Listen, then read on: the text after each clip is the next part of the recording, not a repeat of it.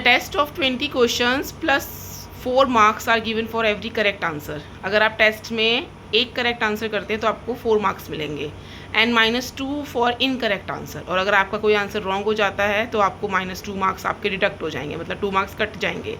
तो रिया ने आंसर किए 14 questions correctly.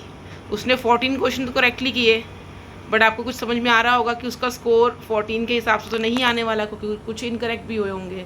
So this solution will explain by Atushi. Atushi come ahead and explain. चलो first write the statement. क्या लिखेंगे हम सबसे पहले? Marks. Okay Atushi, what did you write? क्या लिखा आपने? मैं लिखा marks given for every correct answer. तो every correct answer 4 marks given हो गए। ठीक है। उसने सही 14 क्वेश्चंस करेक्ट किए। तो उसके मैम 56 मार्क्स आने चाहिए, हाँ। है ना? तो मैम 56 तो शायद नहीं आएंगे ना? तो उसके कम हुए हैं मार्क्स। कम क्यों होंगे मैम? क्योंकि यहाँ पे नेगेटिव मार्किंग भी है। अच्छा चलो पहले बताओ उसके इतने क्वेश्चंस रॉन्ग हुए। मैम टोटल टेस्ट में 20 क्वेश्चन थे ना? हाँ।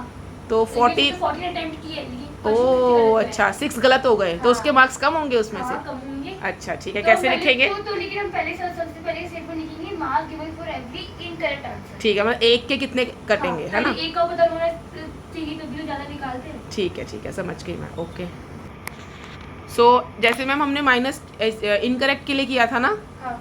तो वो आपने इसलिए माइनस किया वहाँ पे? हम -6 मार्क्स इसलिए आए क्योंकि हमने 20 क्वेश्चन से और उसमें 14 उसने सही किए। तो ठीक है, तो 6 गलत हुए, तो उसके बाद 6 गलत हो गए। ठीक है, तो मार्क्स पहले हम लिखेंगे marks given for every incorrect answer. एक के लिए -2 आएंगे। -2 मार्क्स। ठीक है, मार्क्स गिवन फॉर एवरी 6।